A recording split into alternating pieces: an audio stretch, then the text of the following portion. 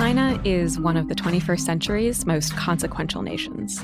It has never been more important to understand how the country is governed and what its leaders and its people actually want and believe.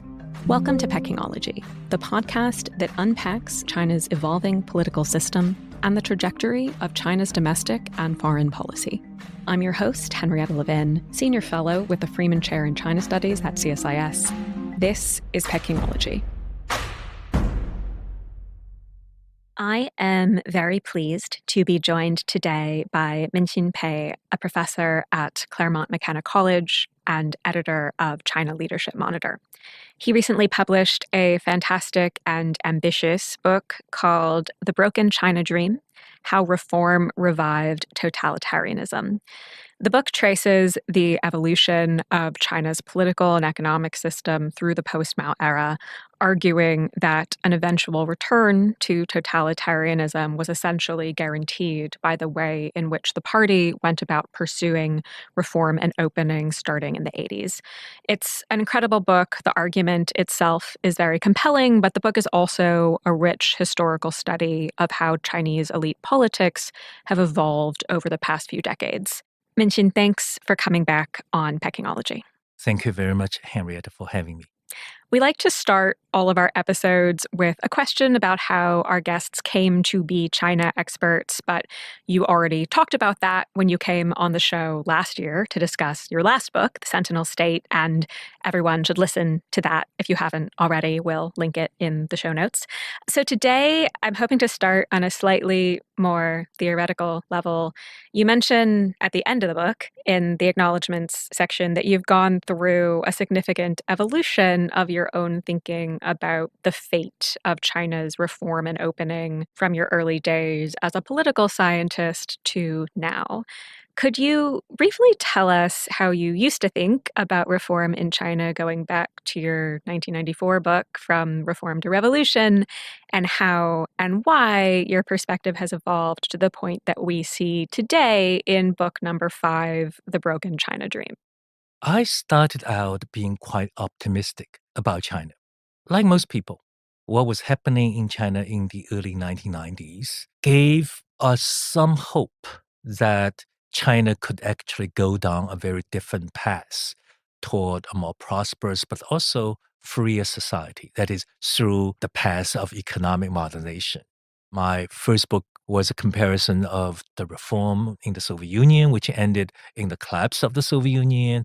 Not exactly a very happy outcome for many Russians. Today, they still are very bitter about the chaos. I think it was a very happy outcome for the world because we saw the dissolution of an empire and the regaining of freedom for hundreds of millions of people. But in the late 1980s and early 1990s, there was a very heated theoretical debate about which path is the better path away from communism. Deng Xiaoping had one path. Gorbachev chose another path.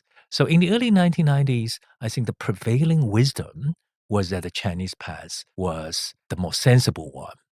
I think still today somebody would find that argument still persuasive. So my first book was comparing two different paths, and it was quite positive, the Chinese path. I genuinely believed that economic reform could open social space, could open political space, not directly. And by changing the entire economic system, by moving economic resources away from the state to the Chinese private sector, then over time, Chinese society would gain more power over the Chinese state. So that was the optimistic take in the early 1990s. Then after about my second book called China's Trapped Transition, The Limits of Developmental Autocracy was actually a rejection of that optimistic thesis. That was written in the early 2000s after Hu Jintao came to power. So the first book was finished 1994. So about 10 years later. So I was observing whether the developments I was hoping that would happen in the subsequent decade did happen. What I saw discouraged me. That is, in the Hu Jintao era, economic reform began to slow down, and political reform, there was some in the 1990s and in the 1980s, like village elections, Anybody still remembers them? More autonomy for the National People's Congress, local People's Congress, more civil society, more legal reform. But by the early 2000s, these things had ground to a halt. So I developed the thesis. I coined the thesis of trapped transition. The central idea is economic reform under one-party rule would eventually lose momentum because the ruling elites would no longer have the same compelling incentives to reform as Deng Xiaoping did because they were under less pressure to change the system.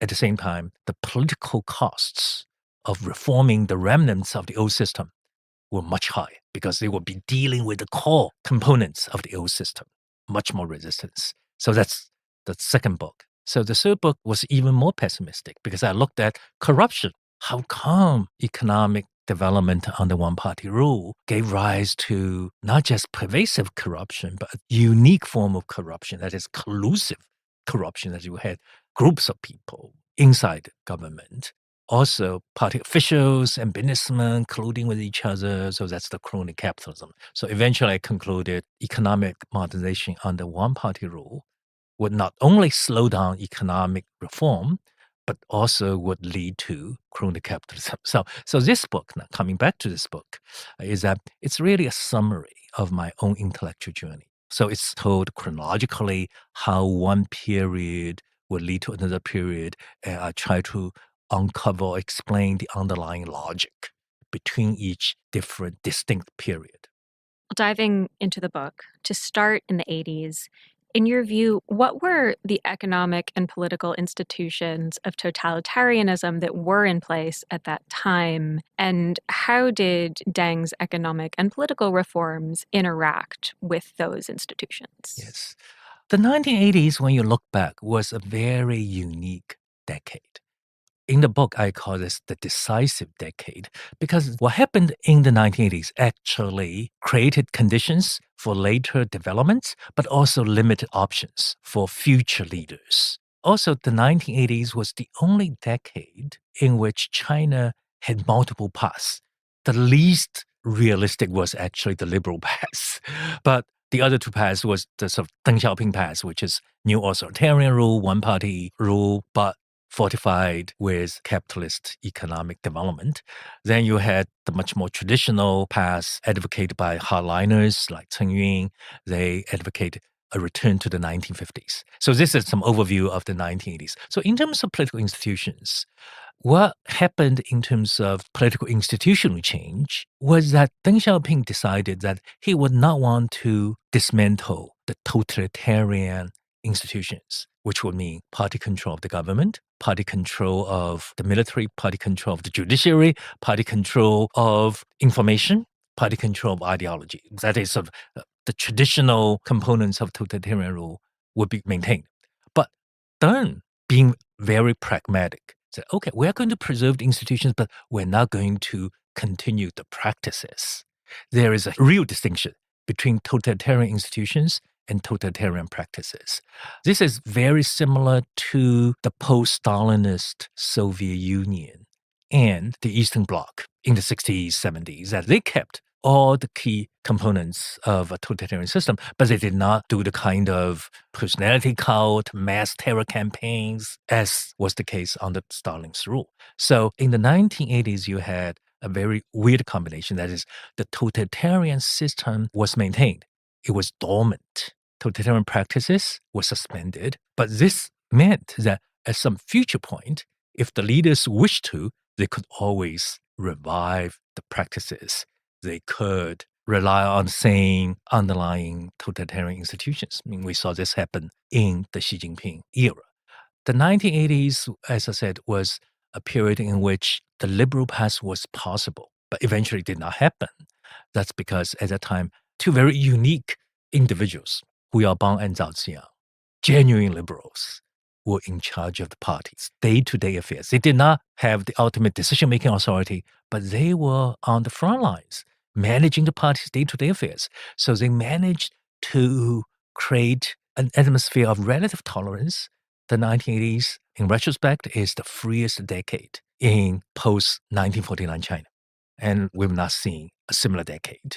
And that's really because of these two leaders. And also there is one episode which is not very well known in the West. That is between 1986 and 1987, Deng Xiaoping asked Zhao Ziyang to design a blueprint for genuine political reform. For political reform, Deng wanted serious administrative reform to make the system work better. But Zhao Ziyang took the mandate and he genuinely tried to change totalitarianism. The blueprint has never been published, but based on the recollections of the participants in the process of designing that program, he wanted to change the totalitarian system into an authoritarian system. Today was, what's the difference? It's actually a big difference because there were no cases of a successful transformation through reform of a totalitarian system into a democracy. There were many, many cases of transforming an authoritarian regime into a democracy. So it has to be done in two steps. So Zhao Ziyang and his chief advisor, Bao Tong at the time, devised that program, talking about a lot of the things that would actually dismantle the totalitarian state. Deng Xiaoping took a look at the program and didn't like it. So he ostensibly said it's okay, but he did not push it. So the party did not adopt it in late 1987. So there was one chance, but they blew it. On the economic side of the ledger, while we're in the 80s, you highlight the importance of the decollectivization of agriculture for creating a real private sector in China, in that decollectivization created entrepreneurs by freeing up labor and capital by allowing peasants to save money. And this increasingly allowed, as you point out in the book, China to, you say, grow out of the plan. Or, in other words, achieve growth without reforming or even de-emphasizing the state sector and SOEs. So how did that dual-track transition play out, and how did it constrain future policy? The dual transition, the dual track, that is, there is a state-owned track, which is highly inefficient. There is a new private sector-driven track, very efficient. That happened actually not by design, but by accident, because when they decollectivized agriculture, which in itself was a revolution from below, Deng Xiaoping supported us very late in the game. Once they decollectivized agriculture, several unanticipated but very positive developments occurred. One is because the decollectivized agriculture was a lot more efficient, so they did not need a lot of labor. So what do you do with surplus labor? And second, among surplus labor, you had a lot of entrepreneurs. So there's a supply of entrepreneurs. And then because the decollectivized agriculture was more productive, peasants had savings. So you had capital, you had labor, you had entrepreneurs. So that created, and at that time, also the Chinese economy was a shortage economy in consumer goods. So there was market demand for consumer goods. So rural industry, the private sector, emerged because of that. It was not planned. And because it operated in this no man's land, economically speaking, it did not really face that much competition from the state sector because the state sector did not have the capacity to compete with the private sector. So they grew very fast.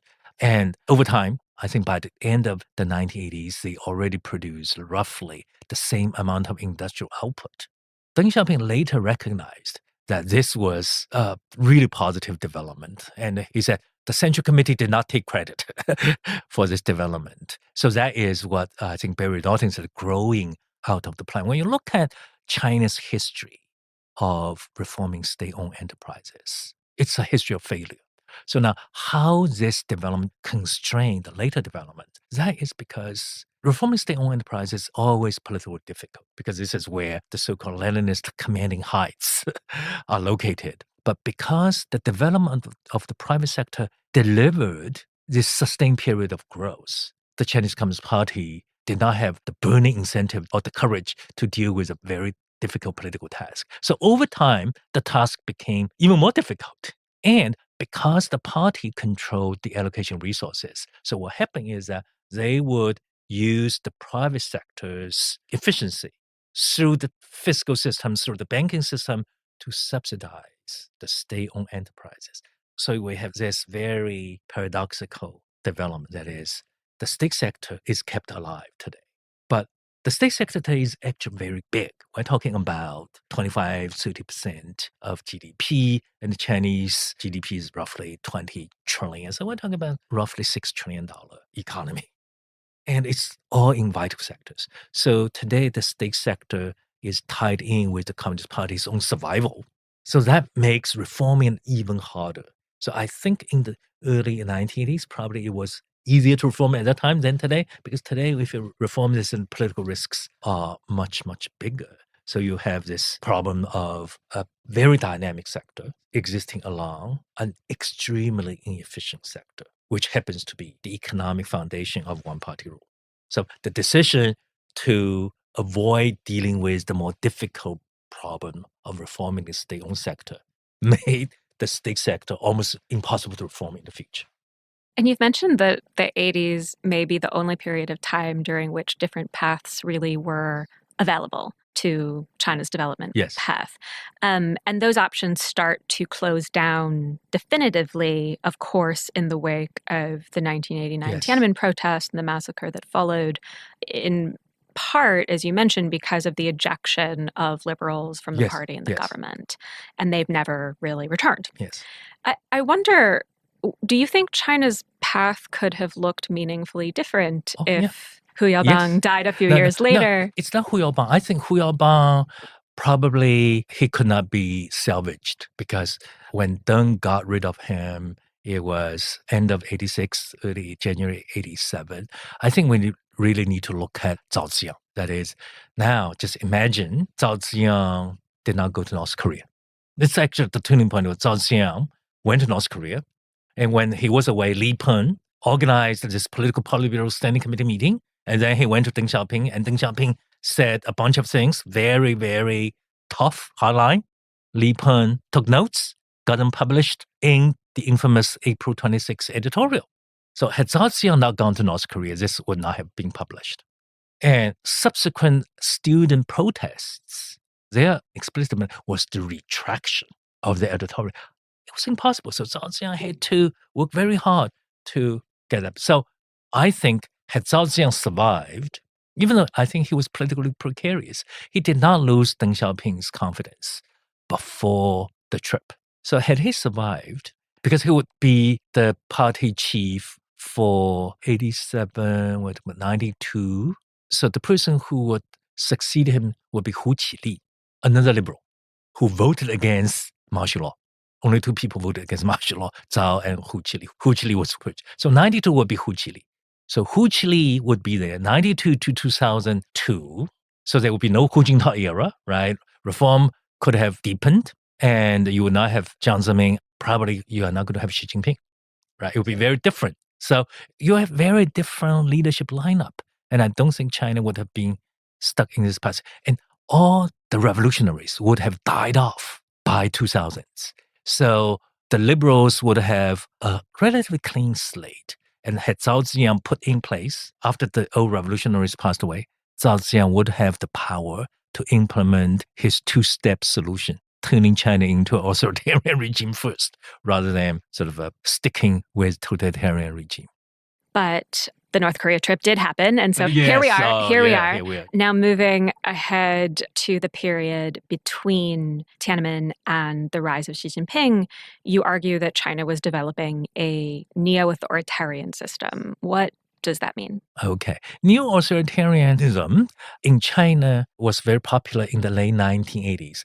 Late 1980s, of course, as I said, China was quite open. They were debating what would be the path forward. There was a minority said we need to follow the Western liberal path, democracy plus economic modernization.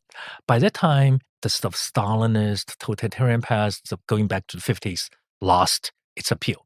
But there's a different path. That is one-party rule plus economic modernization under capitalism, so using capitalist methods.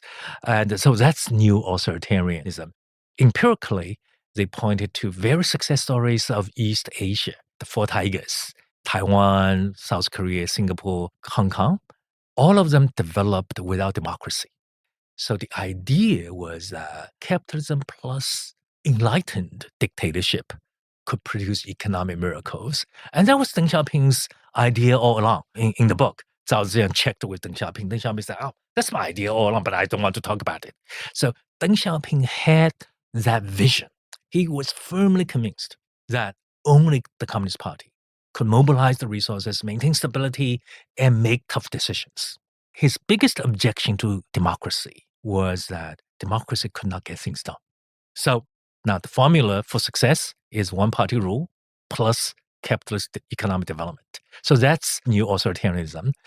When Deng was alive, when he was in power, it was a concept, not even proven concept. Well, proven elsewhere, but in China it was sort of a concept. Who actually turned this vision into reality was Jiang Zemin. He's received much less credit for turning Dengism, Deng's concept of neo-authoritarianism, into an actual political order and a set of policies, not in one stroke, but through trial and error. So over time, in the 1990s, Jiang Zemin and his politically conservative but technically quite competent colleagues developed a set of survival strategies for the Communist Party to deal with a fast-changing society, globally connected through economic integration with the West. Now we know what their playbook was. It is you focus on economic development, performance legitimacy, you cultivate nationalism as an additional source of political legitimacy for the support, you toughen social control, but not excessively, so that you prevent internal opposition. Then you co-opt social elites to broaden your base. And in the meantime, you keep control of the state-owned sector. So this is the survival strategy. And it worked for 2 decades. So the post-Tiananmen era, roughly 1992, Deng Xiaoping's visit to southern China, and then the rise of Xi Jinping, the end of 2012, these 2 decades were the golden era of Chinese communism because they had prosperity, they had relative political stability, they did not have any massive purges. The relationship with the outside world was relatively peaceful, stable, and cooperative. Now they have none of that. So that was the neo-authoritarian era. I'm not saying that neo-authoritarian era was sustainable. It contained its own seeds of demise because toward the end of the Hu Jintao era, that neo-authoritarianism could no longer be sustained because economic reform was not happening. So productivity was slowing down. They had to rely on bubbles to sustain economic growth. Politically, corruption became very rampant. And society, thanks to modernization, became much more assertive in terms of challenging one-party rule. And within the party, you had strong-willed characters like Bo Xilai and others who saw an opening. So the post-Tiananmen era, that kind of political harmony within the party was really becoming very, very fragile. Then you have the Xi Jinping era. So that's the story of neo-authoritarianism. And in this neo-authoritarian interregnum, you see the very limited political reforms instituted by Deng continuing to basically hold, even though, as you point out, there is no real enforcement mechanism. And so recognizing those constraints are about to fall apart as soon as we get to Xi. Why do they hold? Why are they effective for at least those 2 decades? 2 decades is a very strange decade because today we saw this full regression into totalitarian rule in China. Then you say, what happened in the post-Tiananmen era? My answer is that for about 2 decades, they had a very fragile but still effective balance of power at the very top. You had equally matched political factions. They would not allow one faction to dominate. So they had all kinds of deals. This system was quite corrupt, but what happened was that they managed to maintain internal peace. So let me just give you one example. Jiang Zemin. When Jiang Zemin became the party chief, after Deng died, he was really first among the equals. So when you look around him, who do you see? You see Li Peng, not exactly pushover, his own power base, conservative. You see Zhu Rongji, very capable, highly respected. And you see another person called Qiao Shi, who actually outranked Jiang Zemin for most of his career, was once the chief of organization, the chief for internal security. These were not pushovers. So Jiang had to share power with them. And now when you look at the Hu Jintao era, he had to share power with Jiang's supporters on the Politburo Standing Committee. So he was sort of hemmed in. He could not do, even if he wanted to, the kind of things Xi Jinping later actually did. So even though checks and balances would be a bad word in this that's political what, environment, it seems like effectively there's an authoritarian iteration of checks and balances that persist during those 2 decades. Totally. I call this multipolarity with Chinese characteristics. So now moving ahead to 2012, Xi Jinping is appointed general secretary. Everything starts to change again. I appreciate that the book almost marvels at the speed with which she breaks collective leadership, especially when we remember he was ostensibly a weak figure, lacking a real power base. He was a compromise pick. So how did she so rapidly remake the political scene? First, I want to make the point that what she did to the Communist Party in China since the end of 2012 was totally unanticipated by the party itself. Had party leaders foreseen Xi's sort of later behavior, he would not have been appointed. So now the interesting question is, how did that happen? How did she dismantle the post-Tiananmen order, the neo-authoritarian order, and replaced it with a form of totalitarian order so easily? Then you have to go back to Deng Xiaoping. Look at what happened in the 1980s. So these are the things that happened. As I said, Deng Xiaoping ended totalitarian practices, but he preserved totalitarian institutions. The system was intact. You could actually revive the system very easily.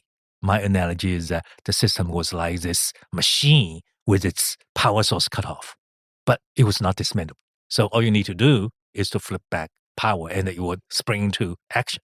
So one thing that he preserved the system, he made it very clear that any reform could not touch his bottom line, which is so-called 4 cardinal principles. One of them is people's proletariat democratic dictatorship. How can you call it but that's really sort of coercive power controlled by then one-party rule. So that's one. The other is that Deng and his colleagues genuinely did not want to see another Mao. They were terrorized by Mao.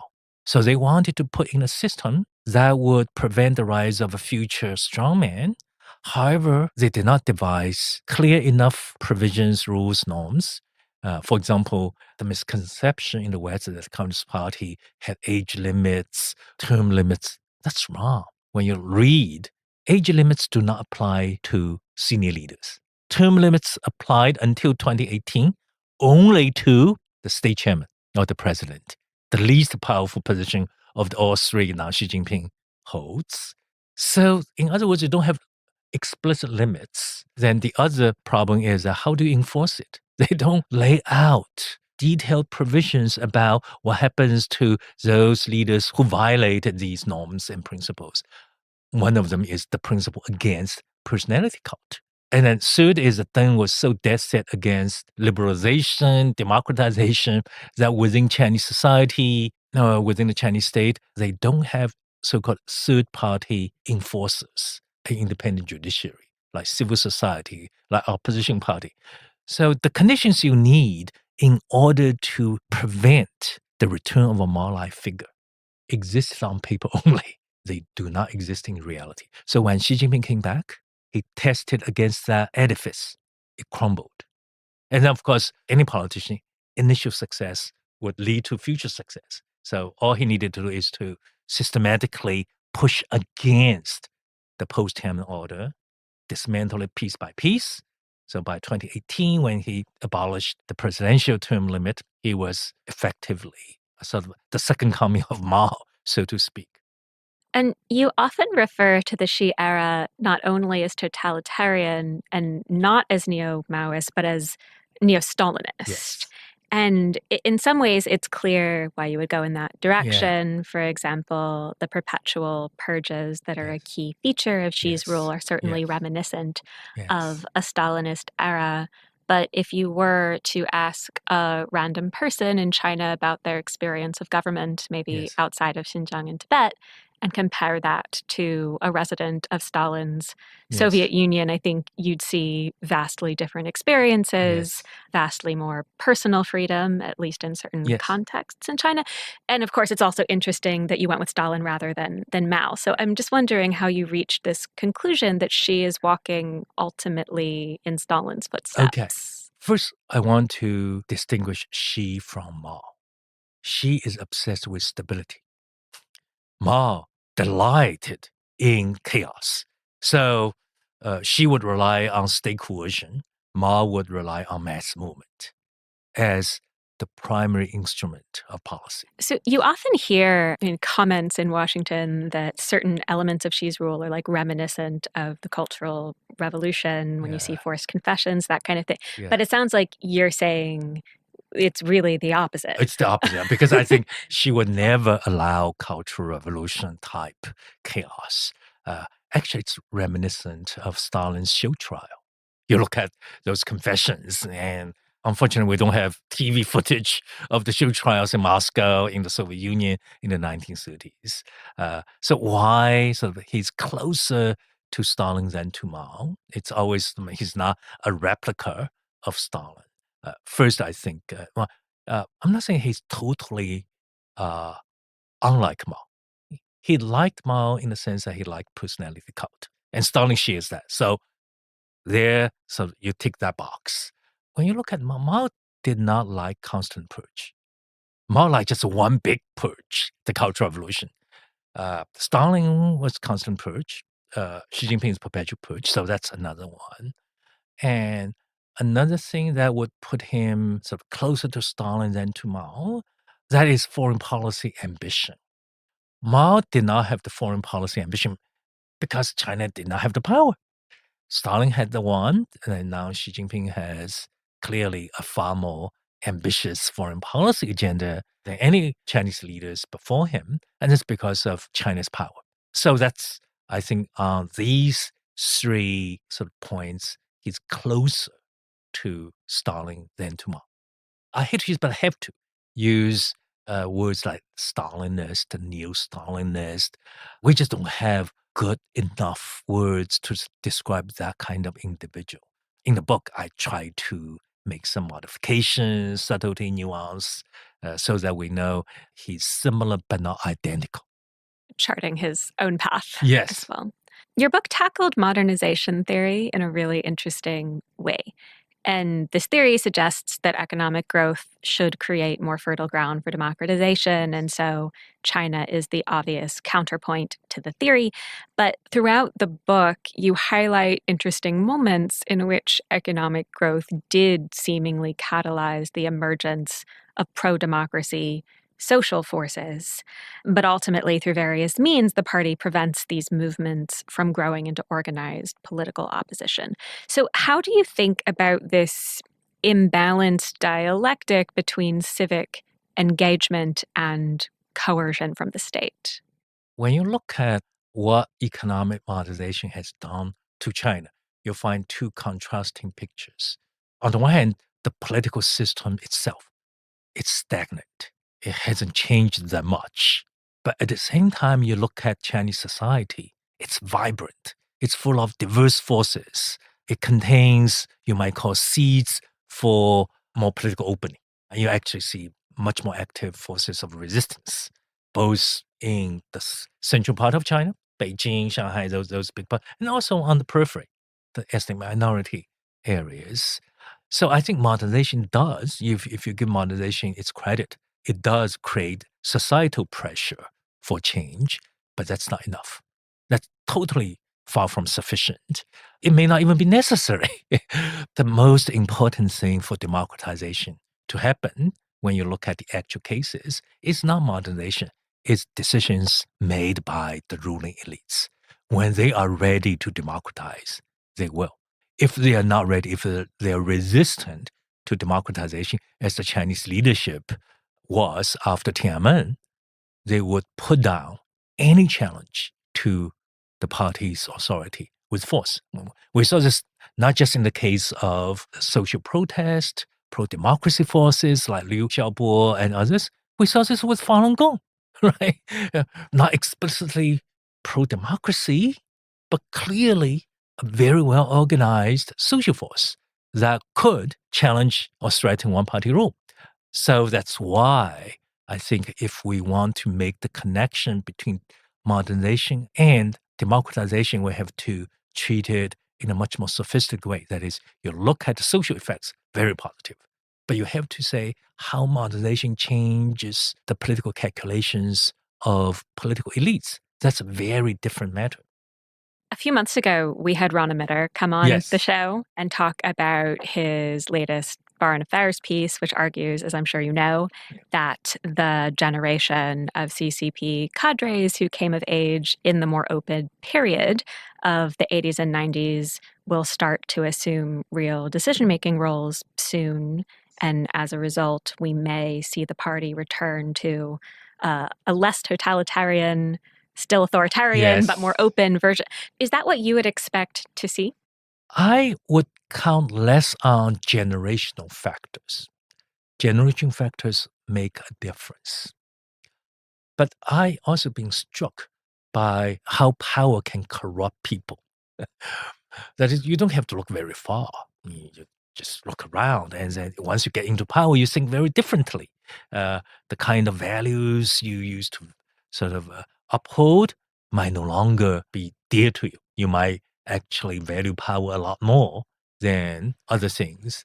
So, but I think what Rana got right is that future elites have a lot of challenges to deal with.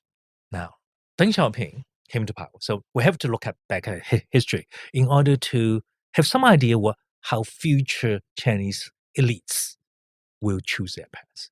So Deng Xiaoping came to power and said, Maoism, that's not the party's path. The party cannot survive on this path. Okay, so the party convinced, okay, we're going down the neo-authoritarian path. Worked for 2 decades.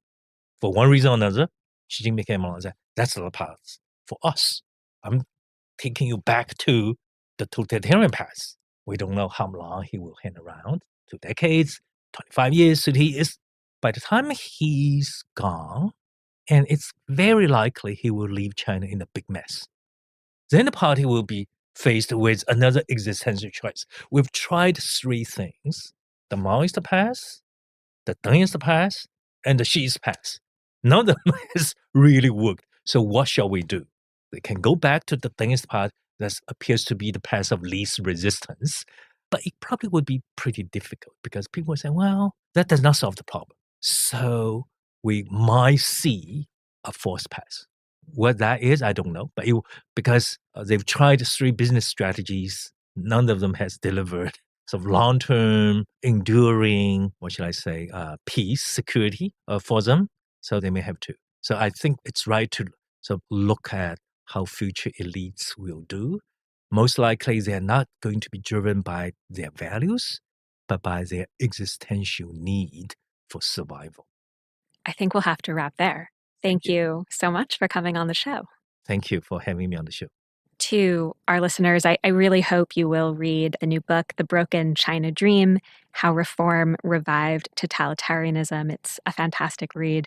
And as always, we'd love to hear what you thought of today's conversation and what issues you'd like Peckingology to unpack in future episodes.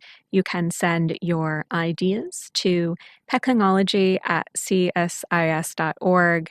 If you're new here, we hope you will subscribe, and we'll be back in your feed in 2 weeks.